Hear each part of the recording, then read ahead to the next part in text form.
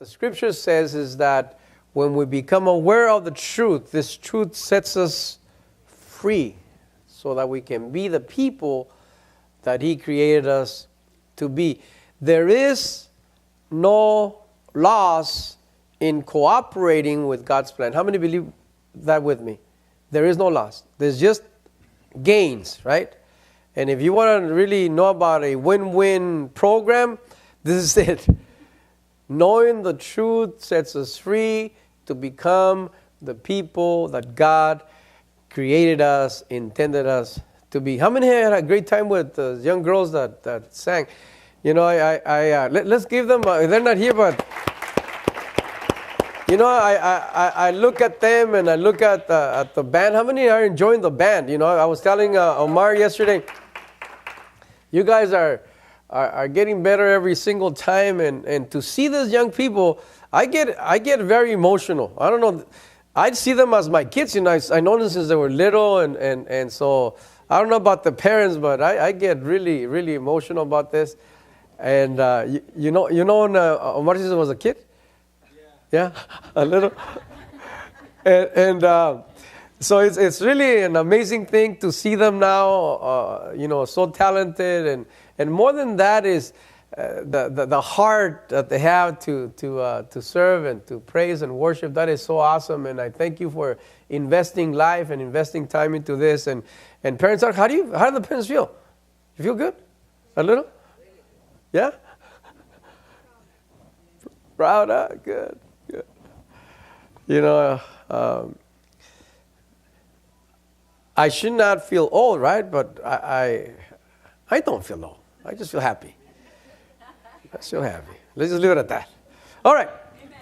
Amen. We are talking about faith as the key to what? The invisible. And we have been telling you that here in the spiritual world, right? Things are invisible. And this is where everything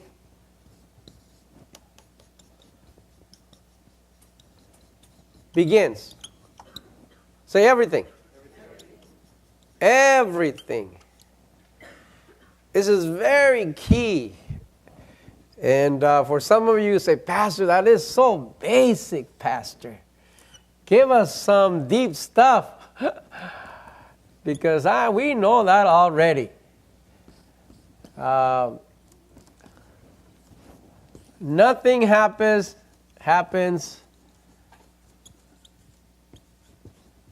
in this part of our lives, the physical,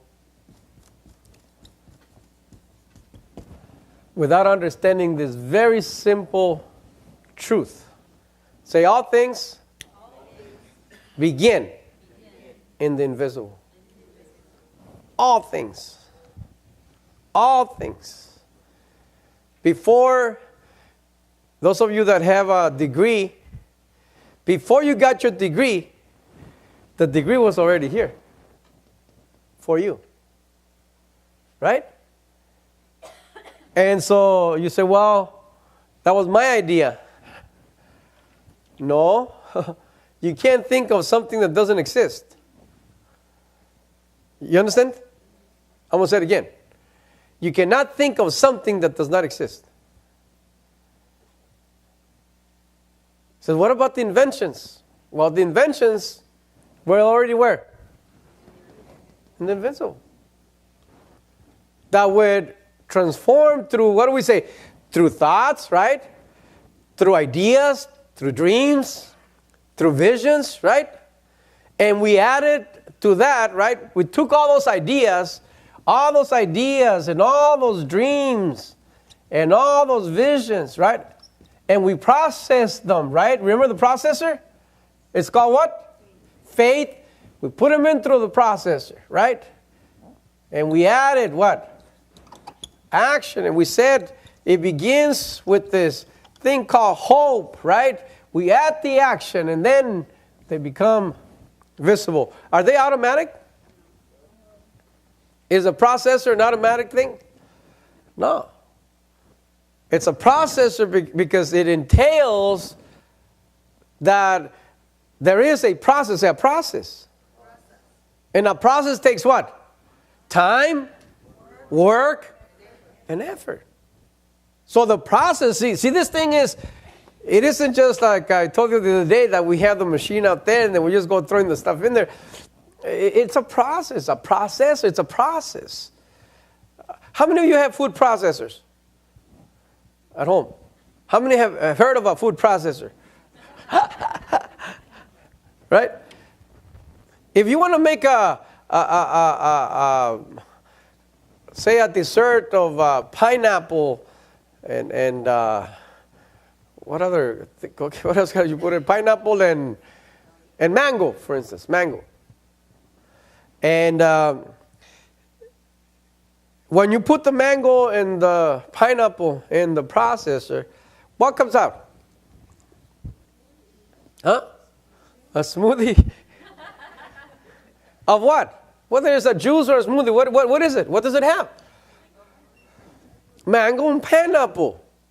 What determined that? What you put in. But you have to what? Put it in. You can't say, right? You can't think, you cannot develop an idea that you are going to make a mango and pineapple smoothie, right? And then throw in some oranges.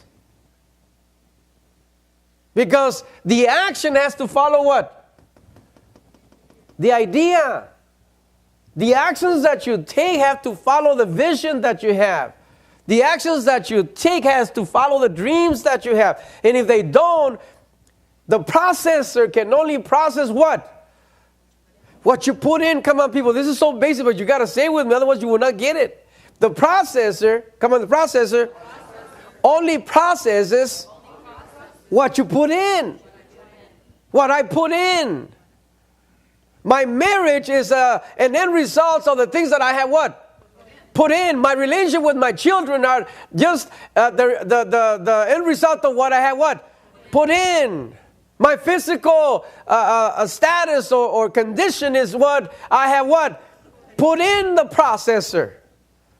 My financial situation, my relationship with God, my relationship with the world, it's still just an end result of what I have put in the processor. Nothing, you cannot do it differently. It doesn't work like that. And I know that sometimes religion, teaches us that it's okay. We don't have to put the things that we want in the processor. That God somehow miraculously is going to give us, right? If we put in oranges and lemons, we will get the mango and the pineapple through a miracle. And that's not true, people. That is not true. God will not go against His own word. His word, He is faithful to His word. He is faithful to His directions. Whatever we put in, we get out. As much as He loves us, as much as He cares for us, as much as He wants the best for us, if we put in the wrong thing in the processor, the end result is going to be not a good one. Is this making sense?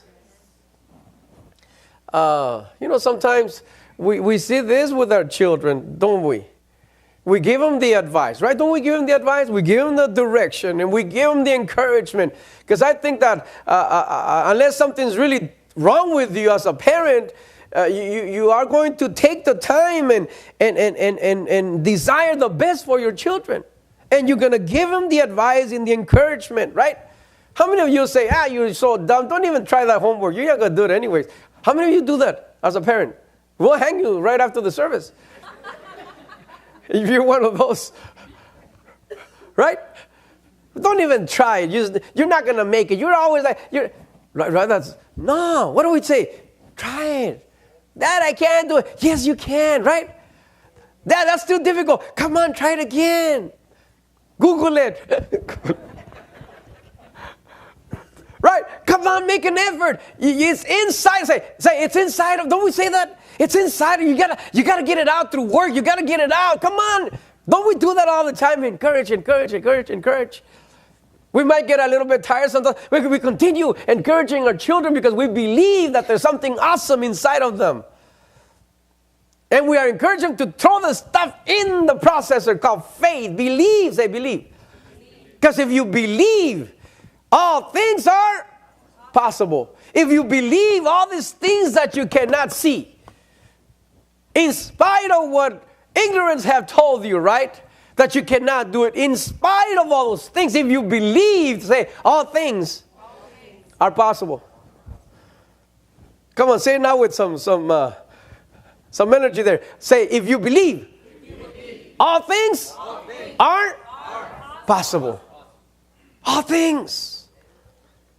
All things are possible. But I don't see them. They're still possible. But I don't feel it today. They're still possible. Because it is not about seeing. It's not about feeling it. It is about what? Believing. If you believe, all things are possible. Let me take you to Hebrews. Chapter 11. That's where we are, right? And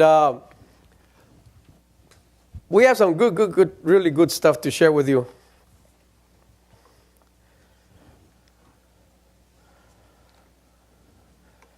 We are going to use our textbook, our Bible, quite a bit, so make sure that you have it there, ready. A lot of beautiful stories. As I was studying this, I was just having an awesome time. That is the beauty of being a teacher, right? Oh, my God. When we understand this, being a teacher is so awesome because before you give it, you have to what? Process it. Right? You have to process it in your mind, in your heart. So the first one that receives the blessing is the teacher, right? So, oh, my Lord, this is pretty awesome. So the time I bring it to you as an hour, they had a great time with it. So make sure that you have that your text with you there. Okay, Hebrews 11:31.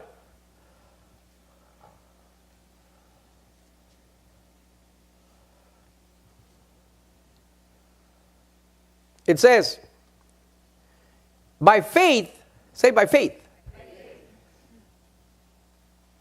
Rahab, the harlot, look at the way she's described,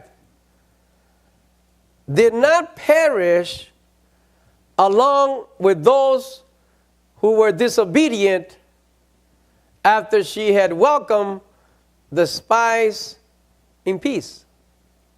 Now you said, Pastor David, how in the world did this harlot make the hall of faith?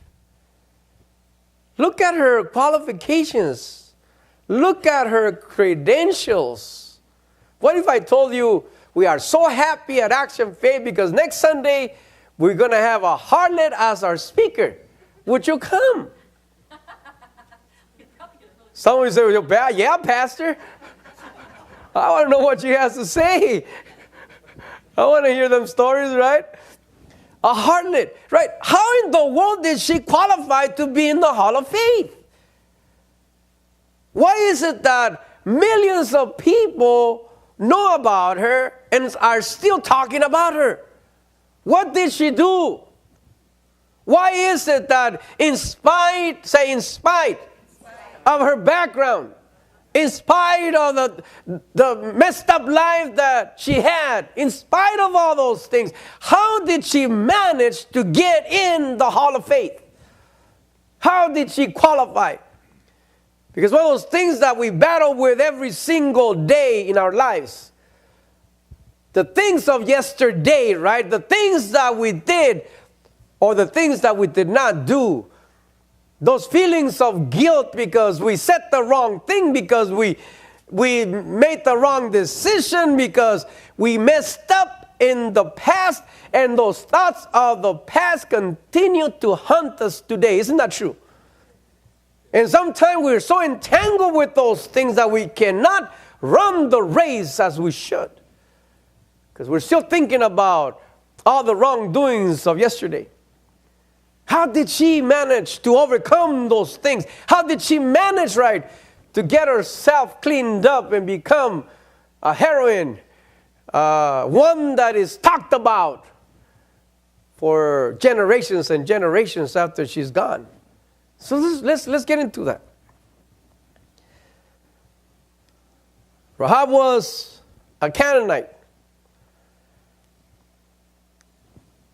She was a total stranger, right, to the commonwealth of Israel, to the people of Israel. She had seemingly very little hope of ever connecting, right, to the plan of God. She's in Jericho.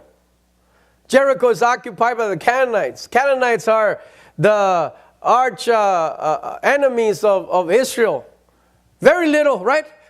If you talk about possibilities, you talk about chances of her ever becoming someone great in the plan of God, it doesn't seem like there's a lot of chances, right?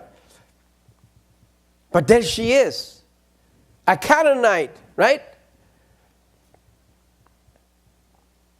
And on top of that, she's a harlot. She lived in that way of sin for many years. A common woman, they call her, right?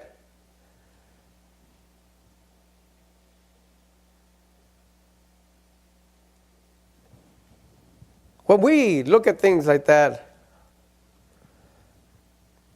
we begin to understand the character of God. You understand this? What does God look at? When he looks at a person, what does he look at?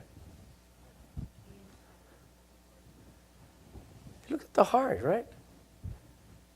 Does he get his black book and to check out on you on your background? Does he do a background check on you?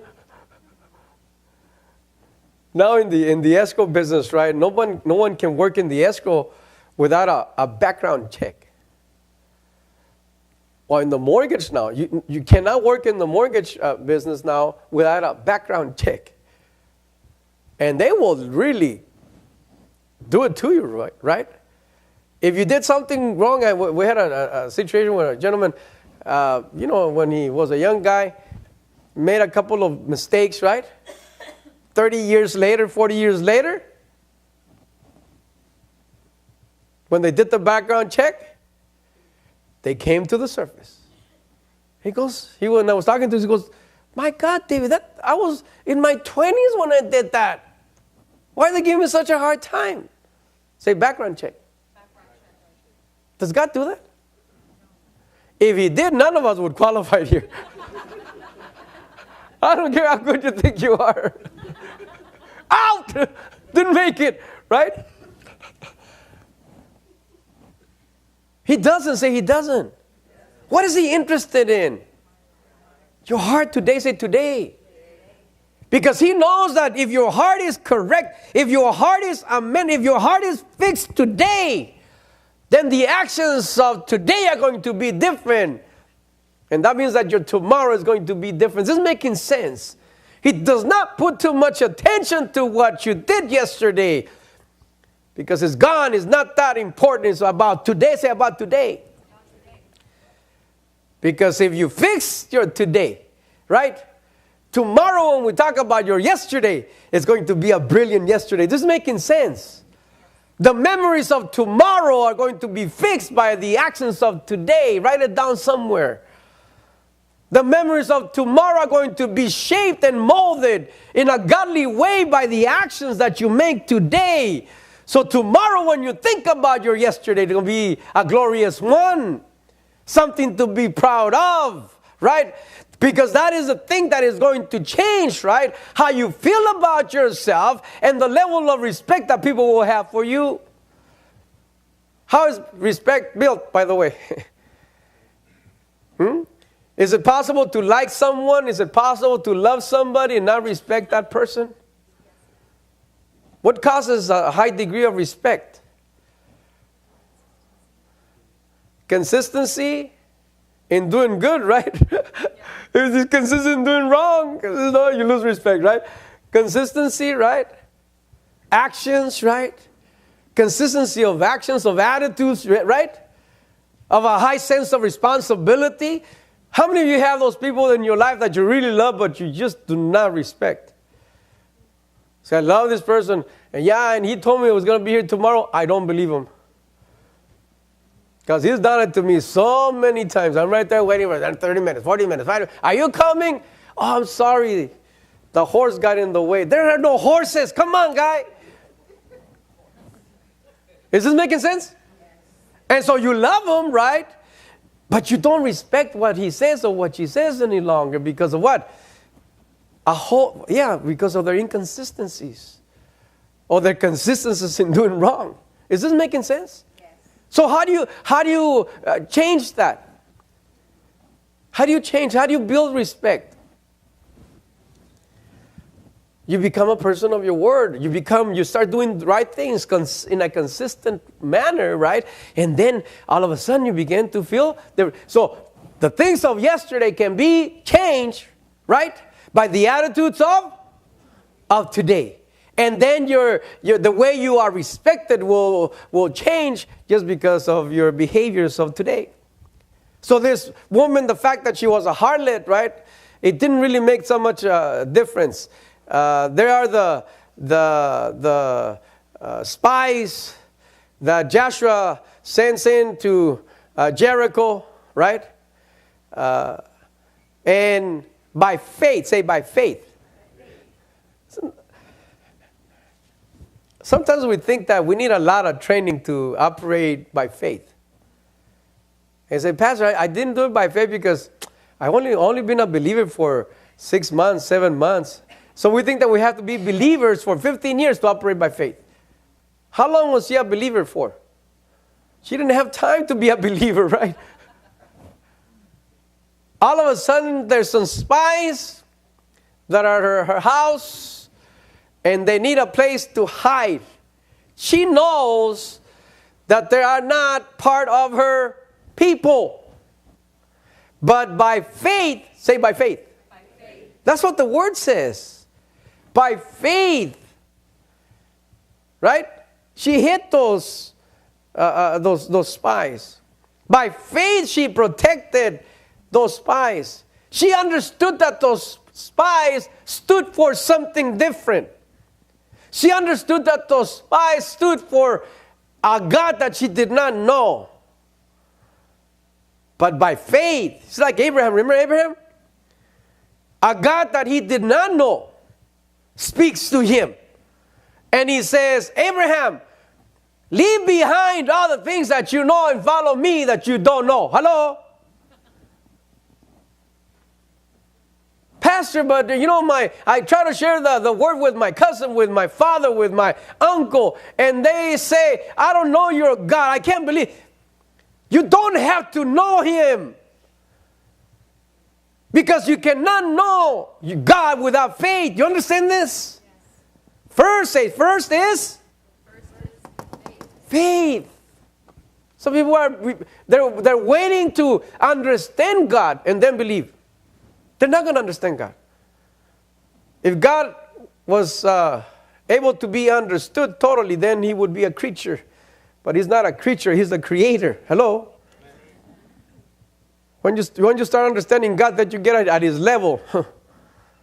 God is not going to allow that we get at his level when we fully understand him. Say, we're still creatures. And he's still the creator. You understand this? So in order to have a relationship with him, it's got to start with faith. A lot of times you hold yourself from doing things because you're not totally convinced. What is it that you need? Hello, what is it that you need? Faith. Don't wait till you're totally convinced. We're going to have baptism the 3rd of February. Or the 5th. Did you change it on me or did I just change it? I have a tendency of doing that, Sister Jenny.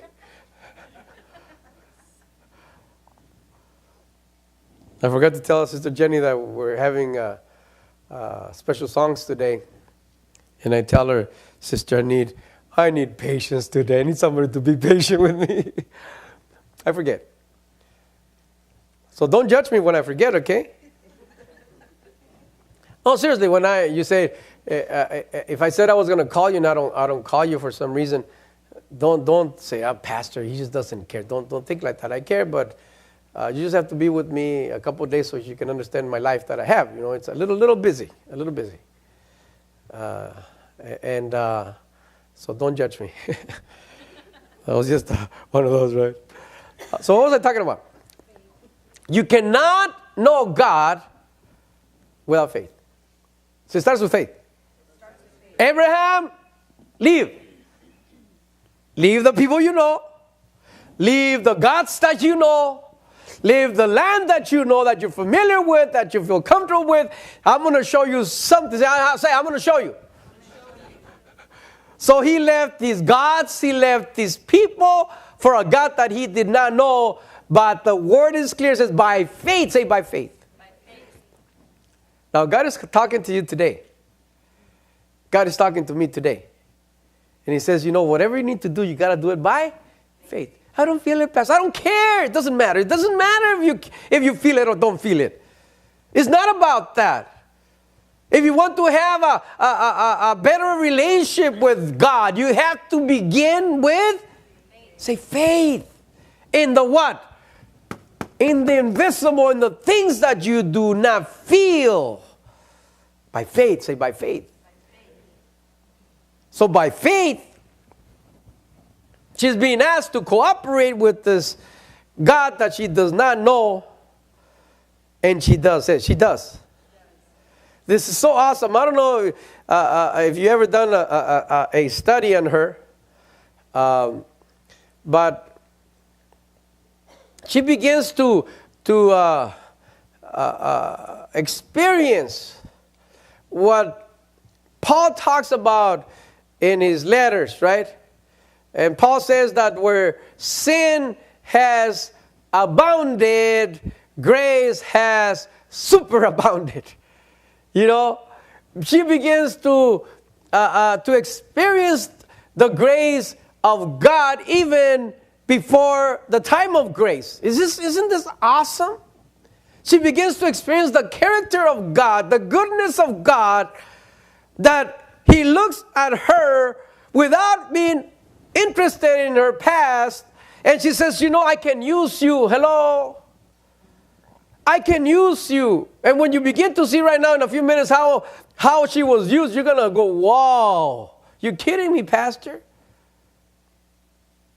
And God is talking to you. I don't care about what you have done or not done. I can use you. I can use you to touch generations. I can use you to make a difference in people around you. I can use you to leave a mark on this world. Say, I can use you. Come on, say it again. I can use you. God is telling you today, I can use you. What she did it by faith. Let's go to Joshua chapter 2, verse 6 and 7.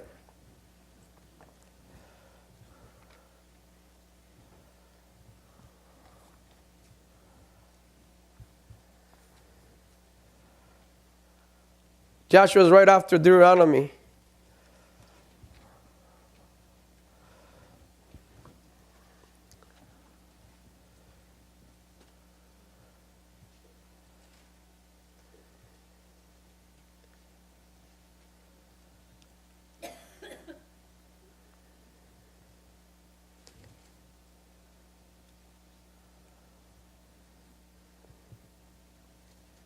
Let's read from verse 3. And the king of Jericho sent word to Rahab, saying, bring out the men who have come up to you, who have entered your house, for they have come to search out all the land. But the woman had taken the two men and hidden them. And she said, yes, the men came to me, but I did not know where they were from. It came about when it was time to shut the gate at dark that the men went out. I do not know where the men went. Pursue them quickly, for you will overtake them. But she had brought them up to the roof and hidden them in the stalks of flax which she had laid in order on the roof. So the men pursued them on the road to the Jordan, to the fords. And as soon as those who were pursuing them had gone out, they shut the gate. What did she do? She's hiding these people. Did she know who they were? She knew who they were. That's why Hebrews says, even though she might not have understood, hello, even though she did not know their God, say by faith. By faith. You know, God has been dealing with a lot of you, I know, in a lot of areas of your lives. And you have not understood that you got to take that step of faith. And that's the only way that you're going to begin this wonderful journey with God.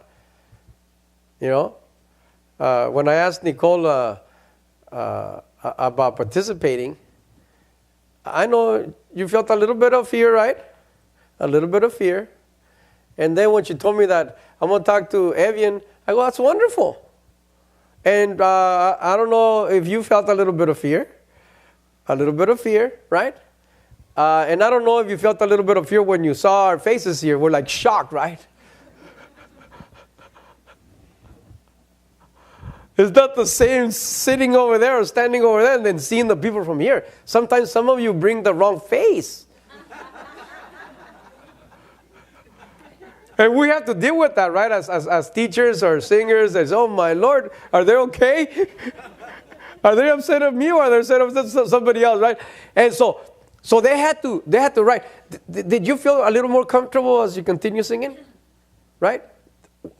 By the way, was anybody smiling? Or you didn't? Says, Pastor, I didn't even look at the, I was staring at the floor. Be nice to people that come up here. Be nice to me, right? Okay. So, see, what happens is that a lot of times you feel uncomfortable. And you say, Pastor, you have taught us that if you don't have the peace of God, that I should not move. I'm not talking about that. There is no peace without faith, people. If you don't believe, you will never throw yourself into the project. You will never throw yourself into that action. Peace comes after. Say, peace comes after. Write it down. Say, peace always comes after faith. If you're trying to have peace before faith, you'll never get it. So you'll never move. You'll never do what God wants you to do. You will never enter into that state of blessing because you are waiting to have peace without believing God. And believing God is the first thing that you ought to have in your life. That miracle that you are waiting for, the manifestation of God that you are searching for has to begin, say, with faith.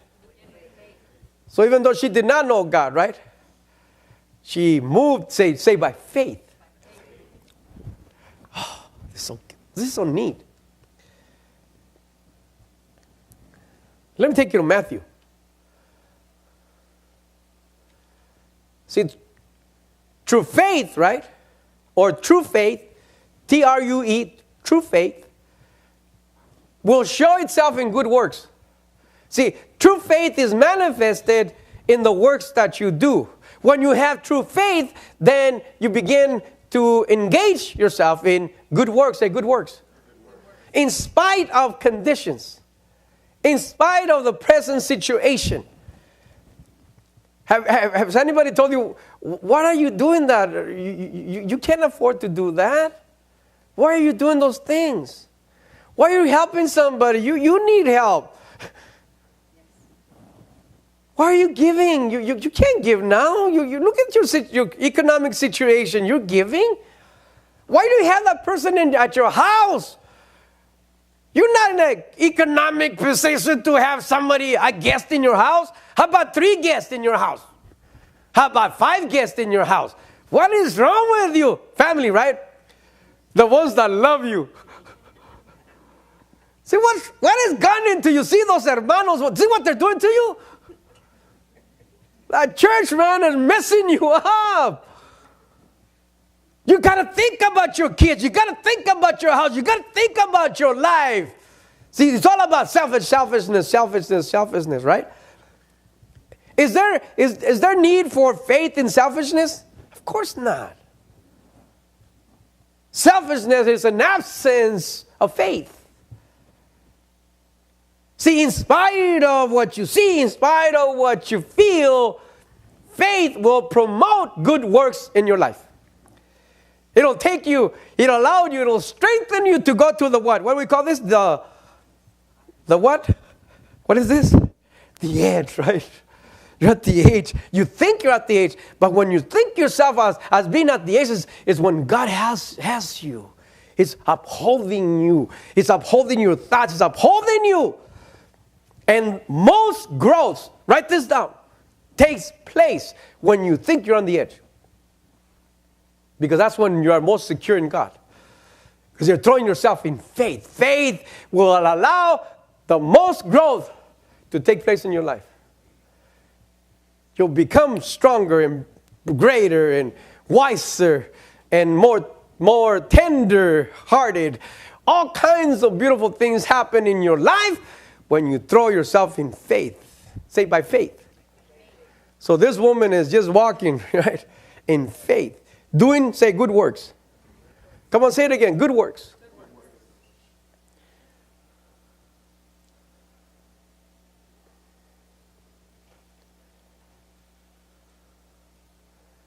See, a true believer, I want you to write this down. A true believer, someone that believes, right? It's always wanting to. Not just be in covenant with God, but to be in covenant or in relationship with God's people. You want to be around God's people. You want to have fellowship with people of God. If that is not the case, something is not okay with your faith. Let's say that you say, Pastor, I love to go to the congregation, but I just hate to be around Christians. Something is definitely wrong. You can't love the Father and hate the brothers. Hate your spiritual siblings. Hello? That's right. So you say, look, yeah, I watch the program, but I don't want to go there and talk. I know them, Pastor. I know their lives. I know how they are. They're difficult. Are we difficult people? Of course we are. That's what makes us so awesome. That in spite of our difficulties, right? In spite of our imperfections, the Bible says that we have been called to edify one another. There is no mutual edification without faith. Because if you knew that everybody around you were perfect, they don't need you. Go visit another group. This group of action, faith, is an imperfect group. Starting with the pastor. So we're all at home here. That means that we all need to what? To work together to what? To build each other up. So if you love God, faith tells you that if you love God, automatically you love what? Your brethren. In spite, say in spite. That's why we say, look, when you point the finger at somebody, what happens? 3 of them are pointing back at you. Yeah. You're so perfect. Let me show you, right? I got records on you, right? It's like if we're all running for president, right?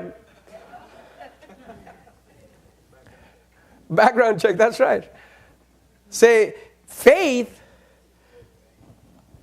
strains our lives.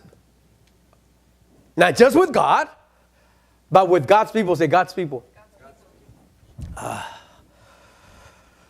Man, we might be difficult. We're so awesome, though. Man, we are. Matthew 1:5. Let us find out what happens to this woman. You want to know? Yes. Oh, man, this is a pretty awesome woman. Oh, my Lord.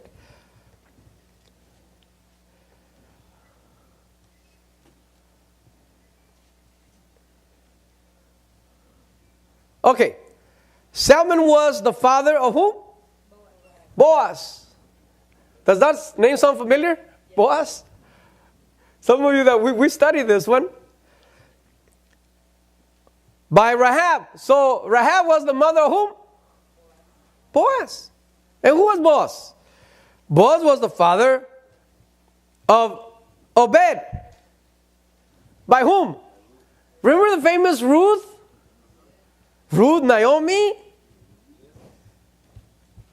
Another woman that was not part of the covenant people. She comes, right?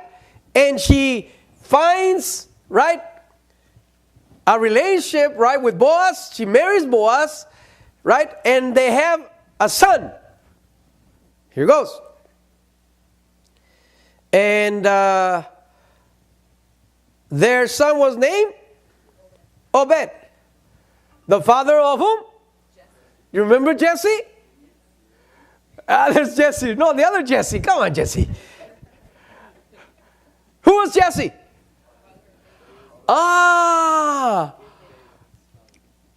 King David's father. So that means that Rahab becomes the what of David? The great mother, right? She says that by faith. Let's go back to Hebrews. This is so neat. Now you're gonna like her. Man, that harlot was good.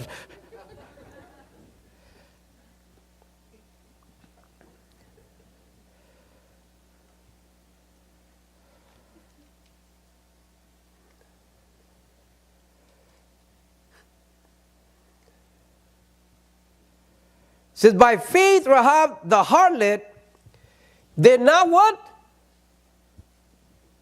Hebrews 11:31. This is key. Did not what? What is perish? P?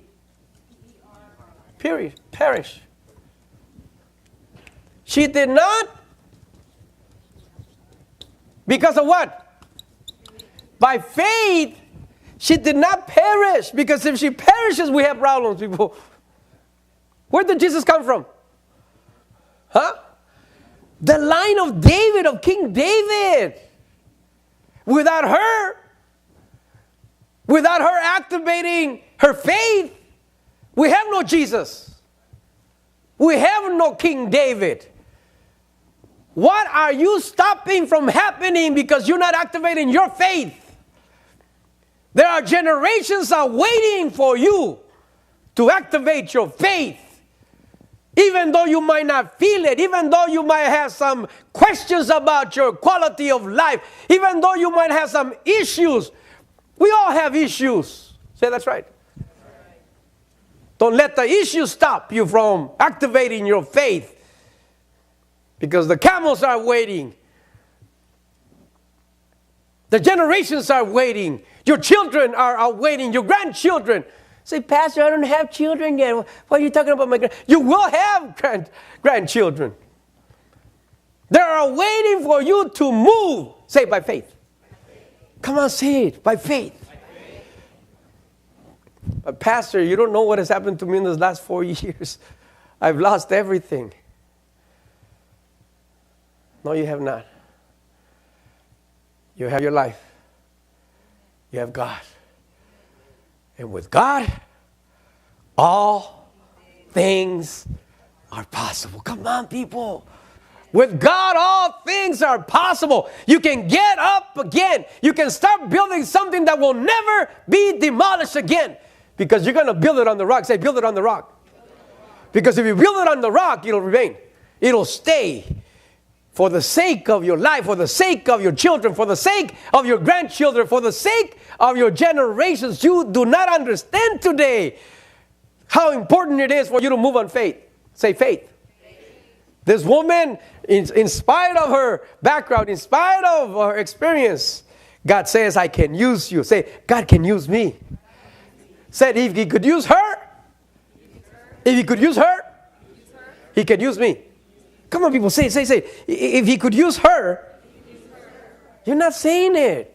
If you could use her, you can use me.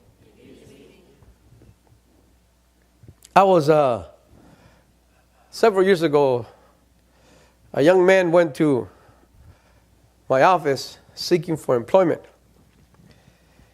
And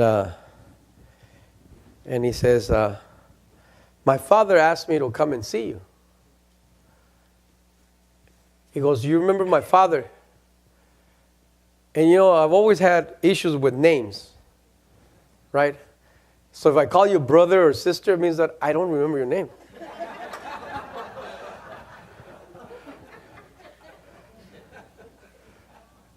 So Nelson does the same thing. He calls everybody champ. He doesn't remember the name. As long as he doesn't call you chump, right? He goes, hey, champ. He doesn't remember the name.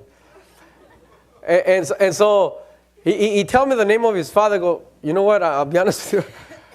I don't remember the name. I go, if I see him, you know, I remember faces. I just don't know where I saw them, but I remember them. And he goes, my father, he goes, back in the 70s, when I was like about 3 years old, he goes, you were singing in a band at a church over here in Maywood. There's an Assembly of God church on Maywood on, what street is that? Slauson, is it? Slauson and Carmelita? What is the name of that church? Betania, there you go. Iglesia Betania. We were there singing. And he goes, and my father walked into that church. And my father was loaded. My father was into drugs. And he sat there and he started listening to you guys sing. And he goes, that night, he accepted the Lord. Changed his life. Turned his life around. And he always remembers you. Wow. Isn't that amazing? I didn't even know about it. So I couldn't even feel good about that one, right? You understand? You never know who you're going to touch by your good works just because you believe God. Something so insignificant for us, just a song. To me, you're singing a song. But it changed our life. For you, maybe just a hug, maybe just sitting down and listening to somebody that needs to be heard, that needs a handshake, that needs to hear, I love you, that needs to hear, you know what, things are going to be okay. Maybe that's all they need. And you're that one person. Say, by faith. See, when you believe how awesome a word can be, how powerful God can use you because of a good attitude, then you begin to do things, say good works, connected to good works. Rahab, right? Pretty amazing. You like that story? By faith. Even though she was a Gentile, she inherits, right, the blessing of being the instrument where Jesus would come from.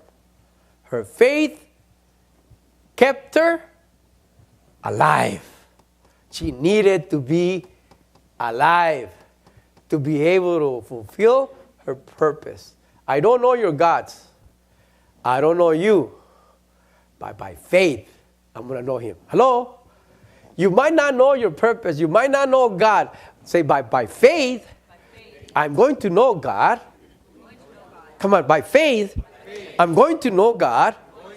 And I'm going to know my purpose. I'm going to do right. You understand this? In spite of whatever it is that you're going through. We have time for another story? Oh, this next story is pretty awesome too. You like stories? Hebrews 11:32 and 33. Watch this. And one more shall I say, for time will fail me, if I tell of Gideon, Barak, and is that Obama, okay? Samson, Jephthah, of David, and Samuel, and the prophets. Who, by what? By faith, conquered kingdoms, performed acts of righteousness, obtained promises, shut the mouths of lions. Wow. Pretty amazing. Because these men are in this chapter. These men are in the hall of faith because of the mighty things that they did. How many believe that the hall of faith is still being extended? That the more names are being added to that hall of faith? Or have they closed the book? What do you think? Is God still interested in what you do? Is he still interested in the decisions that you make today? Are your decisions, your actions still affecting generations? You better believe it. Don't you want to squeeze your way in there? And eternity, they say, by faith, Juan Arellano, right, did this. By faith, Ernie Cifuentes did. By faith, Jenny did. By faith, say by faith. Against all odds, but by faith, they did it. Check this out. Let's look at Gideon, shall we? Such a tremendous story. Judges, chapter 6. Judges is right after Joshua. I'm trying to help you here. Judges.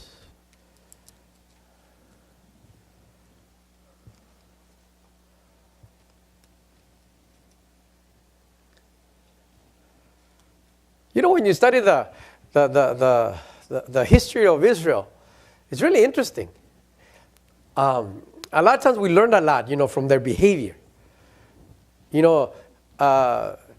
Israel would do righteous things, right? They would have a righteous king, and when you have a righteous leader, isn't it true that it is easier to do righteous things, right?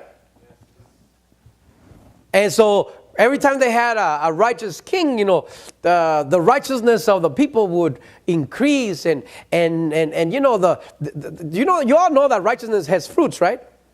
Just like unrighteousness has fruits, right? Righteousness has fruits. What kind of fruits does righteousness have? Awesome fruits, right? They lived in peace, in abundance, prosperity, right? In health, right? They extended, they did good to the peoples around them. And then they would go 15, 20 years, and then a new king would come that was unrighteous. And here's where the story begins, right? Look what it says, verse 1, chapter 6. You're there? It says, then the sons of Israel did what was what? Evil in the sight of the Lord. And the Lord gave them into the hands of Midian for 7 years. The power of Midian prevailed against Israel. Because of Midian, the sons of Israel made for themselves the dens which were in the mountains and the caves and the strongholds. For it was when Israel had sown that the Midianites would come up with the Amalekites and the sons of the east and go against them. Look what they would do. So they would camp against them and destroy what? The produce of the earth as far as Gaza, and leave no sustenance in Israel, as well as no sheep, ox, or donkey. What were they doing? The people of Israel would work and work, right? What do you do when you work? And what are you expecting when you work and work and work? They were working the land, sowing. You want a good harvest, right? Now, did the harvest come? Yeah. Don't you get excited when you see a project and it's flourishing and you see the project, man, it's about to be manifested. All the works that I put in, all the hours, all the time, all the investment, man, it's coming, I know. I know this brother that works with commodities, right? He sells commodities. Commodities is a very difficult industry, right? Those of you that have ever been involved with that. And he's been working on deals for the last 4 or 5 years. How many years? 4 or 5 years. The other day he called me and said, Pastor, we're about to close one, Pastor. And I have heard this many times. I don't laugh. You know what I do? I engage in faith with him because I really want him to close something. Because it's a good thing, right? To believe with brothers and sisters, right? You don't want to say, nothing's going to happen. Don't do that stuff. If you're not going to believe, just leave them alone. But join them in faith. And I say, Lord, and it's been difficult, right? So you work and you work and you work and say, I'm waiting. See, they would do that. They would work and work and work and work, and then the harvest will come, and then the enemy will come and what? And destroy it. This was affecting the people. It was affecting their beasts, their animals, right? And they had it, and we are out of time.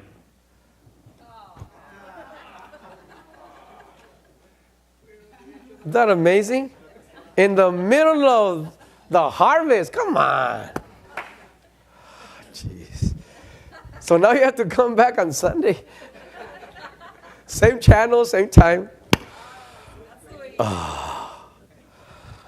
I was just getting ready to take off. And I like that. So I was ready to take off. Oh. It's a wonderful story, though. It's an amazing story. We're going to learn some really good principles out of this one. And remember, it all has to do with faith, revealing what the invisible is not showing us, but by faith we're going to see it. Stand with me, please. I'm so sorry that this clock just does not stop. Is there anything impossible for God?